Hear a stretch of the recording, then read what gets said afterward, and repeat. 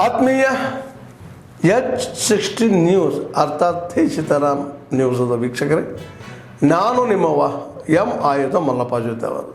ತಾವು ಈಗ ಸುದ್ದಿಗಳ ಲೋಕಕ್ಕೆ ಎಂಟ್ರಿ ಹೊಡಿತಾ ಇದ್ದೀರಿ.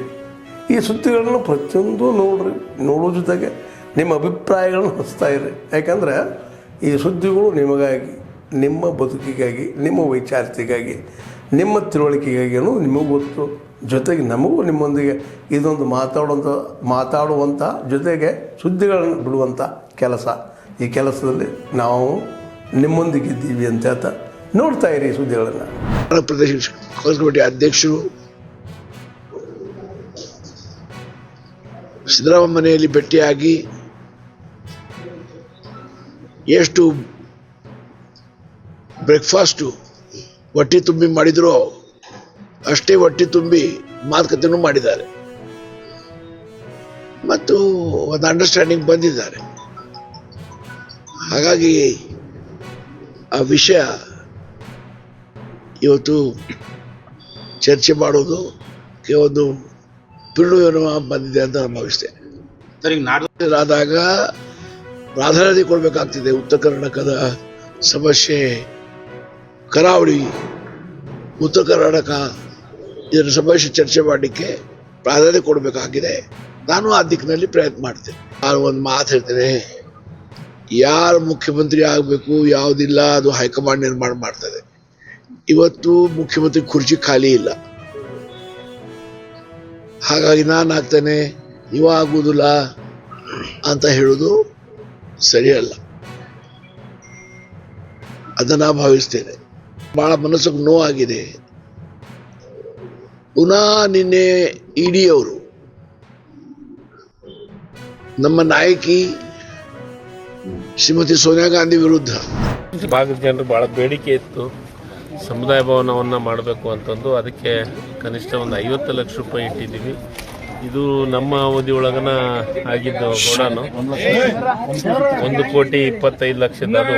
ಇದು ಒಂದು 50 ಲಕ್ಷದ ಆತಂದ್ರೆ ಇಲ್ಲಿ ಜನರಿಗೆ ಒಂದು ಒಳ್ಳೇದಾಗುತ್ತೆ. ಸಮುದಾಯ ಭವನ, ಮದುವೆ ಮತ್ತೊಂದು ಮಾಡಲಿಕ್ಕೆ ಇಲ್ಲಿ ಸುತ್ತಮುತ್ತ ಗ್ರಾಮೀಣ ಜನರಿಗೆ ಅನುಕೂಲ ಆಗುತ್ತೆ ಅನ್ನೋ ದೃಷ್ಟಿಕೋನ ಇಟ್ಕೊಂಡು ಇವತ್ತು ಇಷ್ಟು ದುಡ್ಡು. ಮತ್ತು ಅದ್ರ ಜೊತೆಗೆ ಇದು ಒಂದು, ಆಮೇಲೆ ಬರಗೂರು ರಾಮಾಲಯ ದೇವಸ್ಥಾನ ಅಲ್ಲೊಂದು ಸಮುದಾಯ ಭವನ ಇಟ್ಟಿದ್ದೀವಿ. ಅದಾದಮೇಲೆ ಕಲ್ಗುಡಿ ಏನು ಹನುಮಾಳ ಒಳಗೆ ಶ್ರೀಕೃಷ್ಣ ಯಾದವ್ ಸಂಘಕ್ಕೆ ಅದಕ್ಕೊಂದು 50 ಲಕ್ಷ ಇಟ್ಟಿದ್ದೀವಿ. ಆಮೇಲೆ ಗುಳದಾಳದೊಳಗೆ ಶ್ರೀ ಲಕ್ಷ್ಮೀದೇವಿ ದೇವಸ್ಥಾನದೊಳಗೆ ಅದಕ್ಕೊಂದು 50 ಲಕ್ಷ ಇಟ್ಟಿದ್ದೀವಿ. ಹೀಗೆ ಈ ಭಾಗದೊಳಗೆ 1,89,00,000 ದುಡ್ಡದ ಸಮುದಾಯ ಭವನವನ್ನು ಮಾಡಲಿಕ್ಕೆ ಆದೇಶವನ್ನು ಮಾಡಿ ಇವತ್ತು ಪೂಜೆಯನ್ನು ಮಾಡ್ತಾ ಇದ್ವಿ. ಈಗ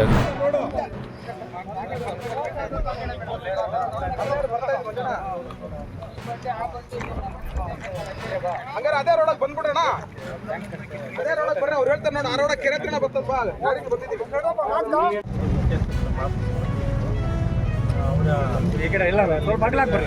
ಸ್ವಲ್ಪ ಜೋರಾಗಿ ಮಾತಾಡಿ ಸರ್.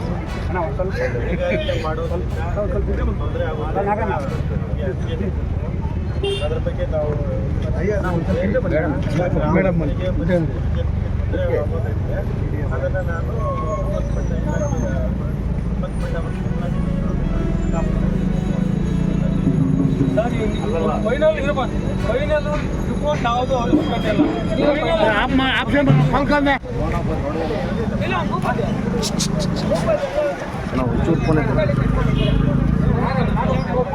ಮತ್ತೆ ಕಳ್ಸಿನ ಬೇಡ, ಇದ್ಯಾರು ಫೋನ್ ಇಟ್ಕೊಂಡ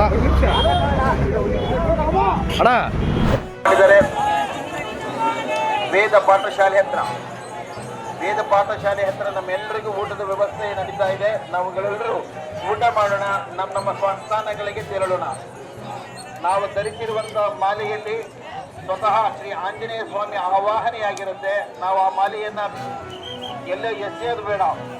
ನಾವು ಧರಿಸಿರುವಂಥ ಬಟ್ಟೆಗಳಲ್ಲಿ ನಾವು ಆಚರಣೆ ಮಾಡಿರ್ತೀವಿ, ಅದರಲ್ಲಿ ಹನುಮನ ಆವಾಹನೆಯಾಗಿರುತ್ತೆ.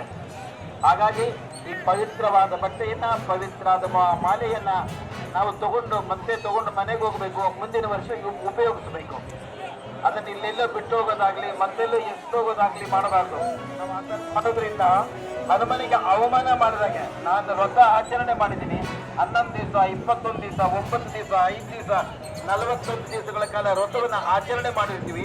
ಅದರಲ್ಲಿ ಸ್ವತಃ ಆದ್ಮೇಲೆ ಎಲ್ಲ ಸುದ್ದಿಗಳನ್ನು ನೋಡಿದ್ರಲ್ಲ, ಏನು ಅನಿಸ್ತು ನಿಮಗೆ? ಇದರಲ್ಲೇ ನಿಮ್ಗೆ ಲೈಕ್ ಆಗಿರ್ಬೋದು, ಡಿಸ್ಲೈಕು ಆಗಿರ್ಬೋದು, ಕಾಮೆಂಟ್ ಬೇಡಪ್ಪ ಅಂತೂ ಅನಿಸಿರ್ಬೋದು, ಕಾಮೆಂಟ್ ಮಾಡಬೇಕಪ್ಪ ಅನಿಸಿರ್ಬೋದು, ಶೇರ್ ಮಾಡಬಾರ್ದಪ್ಪ ಅನಿಸಿರ್ಬೋದು, ಅದು ಮಾಡಬೇಕು ಅನಿಸಿರ್ಬೋದು. ಏನಾದರೂ ಆಗಲಿ ಶೇರ್ ಮಾಡ್ತಾಯಿರ್ರಿ, ಈ ನ್ಯೂಸ್ಗಳನ್ನ ಹಂಚ್ತಾ ಇರಿ, ಜೊತೆಗೆ ಇದಕ್ಕೆ ಸಬ್ಸ್ಕ್ರೈಬ್ ಆಗ್ತಾಯಿರಿ ಅಂತ ಹೇಳ್ತಾ H16 ನ್ಯೂಸ್ ಅರ್ಥಾತ್ ಹೇ ಸೀತಾರಾಮ್, ಇದು ಸತ್ಯದ ಕೈಗೆ ನಡಿ. ವಂದನೆಗಳು.